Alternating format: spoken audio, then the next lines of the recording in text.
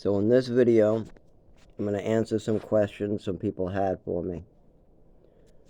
So, some people asked me how some of these atrocities could happen. Like, for instance, when I came back from Texas and New Mexico to Massachusetts, I was 11, 12 years old. I went to a school, a red brick building school. A small bus would pick me up, bring me there. I went there for about a year or more. For that entire year, I didn't see one class book, didn't do one class, didn't take one lesson, didn't learn anything for the whole entire year.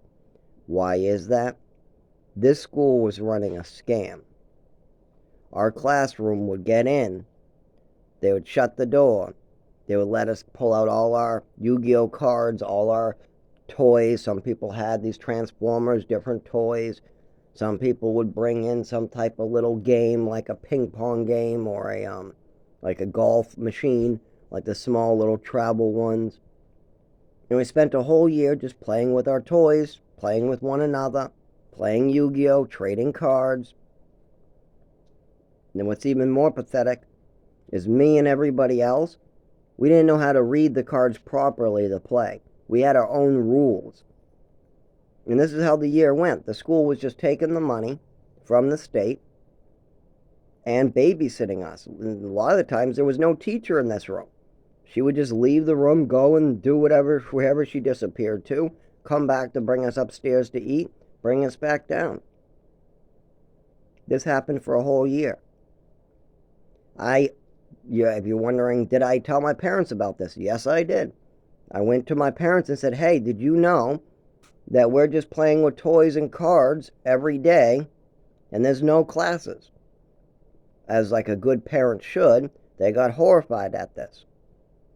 But the next few steps they took are not like a good parent. So they called the school. The school gave them a story, because they're not going to say, hey, we're scam artists taking the money. Nope, they're going to reassure the parents, nope, everything's okay. Your kid's probably telling a story or something. That's what the school probably did. I don't know, I wasn't there for the phone call. But I was there at school the next day. And I got taken by the teacher, brought to the front of class, left in the front of class, and the teacher spoke to all the kids in class and said, everybody is to sit at their chairs today, and you guys are not to move until the end of the day. And this is because Zach told his parents about we're not having classes. So now all you guys have to sit in your chairs all day because Zach went and spoke to his parents about not having classes. And Zach has to stand right there. So she had me stand right in front of class. My legs started to get weak. When she left the room, I went and sat in my chair. She didn't come back in the room for 2 hours. When she came back in, she didn't say anything about me sitting in the chair. But we all were just sitting in our chairs. After about 5 hours, she did let us play. She told all the other kids to play and told me to stay at my chair. After that day, everything went back to normal.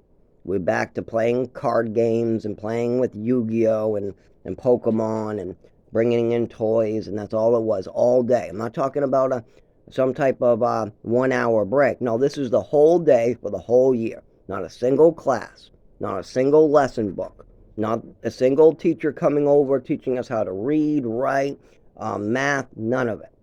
Just bring in your toys. We'll give you a room to play in. We'll bring you upstairs to eat your lunch, and then you can go back down and play. Just keep your mouth shut to your parents, was all year long. And I told my parents, but instead of doing something about it, they ate the garbage. But this is the problem. That happened a lot with my family. So this is my answer to that. How could I go a whole year without getting a class, without my parents knowing about it? Because they did know about it. I did tell them I wasn't getting classes. I went straight up to them. I said, Mom, Dad, we are not having classes. We're playing with toys. They knew about it. But they didn't want to listen to me. They wanted to eat the lies and the garbage. And this is what happened a lot in my family. Somebody would come up with some story, like a psychologist would say, your 7-year-old has all these illnesses and you need to load him up on meds. And my mother would eat the garbage and load me up on meds, no matter how bad I got from the medicine. Same thing. I come home, tell them there's no classes. We're playing with toys all day. They call the school. The school says, no, we got great classes.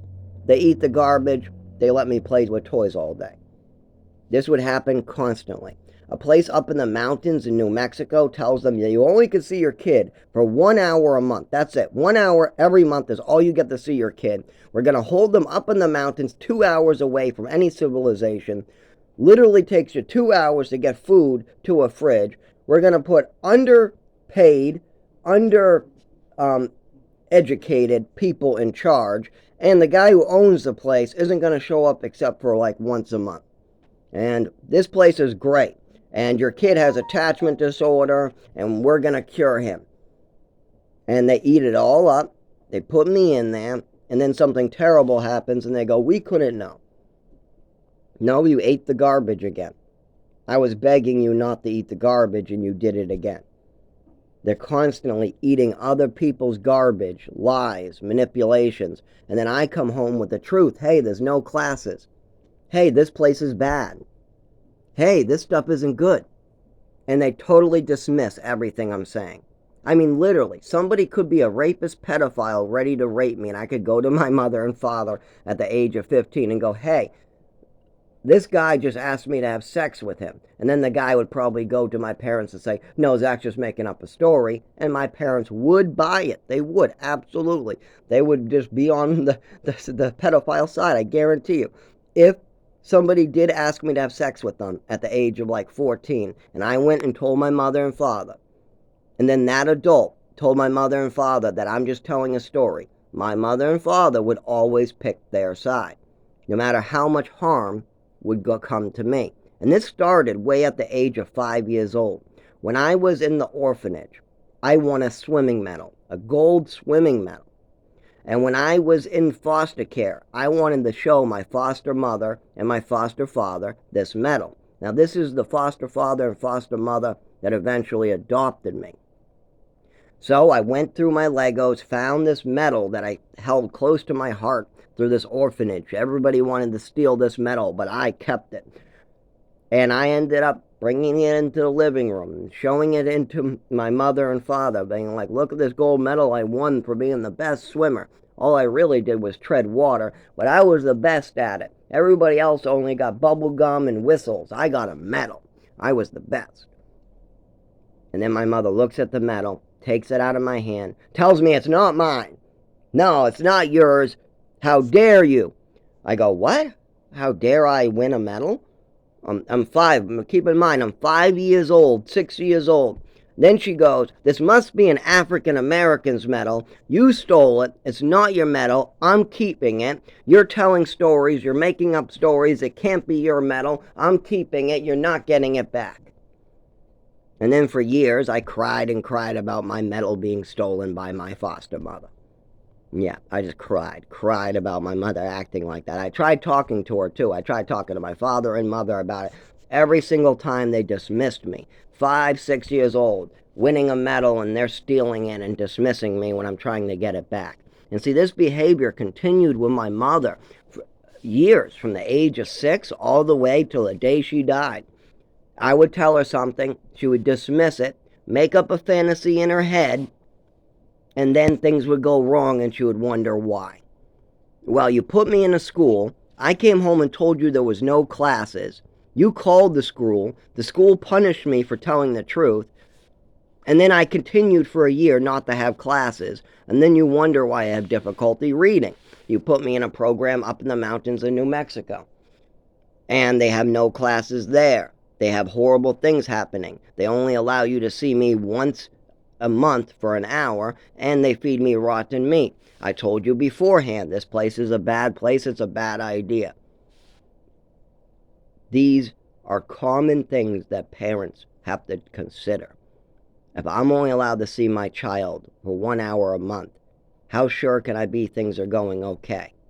If my child comes and tells me that his school is only letting him play with toys all day long, that's very unusual for a child to tell me. Very unusual. And the school, if it is true, if what my child is telling me every day he's playing with toys, then the school isn't going to tell me that. They're not. I'm going to have to re-talk to my son over and over and over and see what's going on with that school. But instead, they call the school and get me punished constantly. So to the point where I can't speak to my mother and father because I know they're going to get me hurt and punished. I want to tell my parents that again and again. Hey, for the 4th time, there are no classes at school. We're playing with toys for the 4th time. Now, please don't pick up that phone and get me beat up by my coworkers, my co-mates. Please don't. I don't want to get beat up because you guys are bad parents. I'm just telling you, I'm just the messenger. The schools are letting me play with toys for a year. I'm just the messenger. Please don't get me hurt. But yet, my parents would get me hurt over and over and over and over to the point where I was bleeding. My parents would get me hurt. I have scars on my face from the seizures from the medicine. Horrible things have happened to me and are still happening to me, thanks to my mother's and father's decisions. Still to this day, I have to pay the price for my mother's and father's decisions. And that's why I'm going over this now, so people can have an idea of why this didn't happen and get caught when I was going to this school, when these things were happening. Why did nobody do anything when a mother was drugging me, when she was pouring Epicac down my throat? Actually, she wasn't pouring it down my throat. She just forced me to drink extra Epicac, what was a full bottle. But that's still harming a kid. I mean, standing there forcing a kid to drink a whole bottle, that's deadly. No, you can't tell your child at the age of 4 or 5 to drink a whole bottle. Actually, I think it was 5 to 6. Same age as about the other stuff. Like the OD. I also overdosed at age 5 to 7.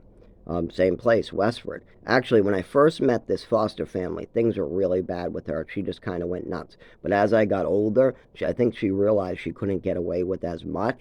So the amount of stuff she was doing got limited. And then she let the doctors do more. Instead of giving me pills out of her medicine cabinet and doing totally twisted stuff and making up totally twisted stories that were totally fake, she would take a little bit of fake information and put it in real information. Or she would get the doctors to give me pills instead of her giving me pills. Or she would wait for me to say I have a headache and I want a Tylenol and give me pink opiates. Something like that.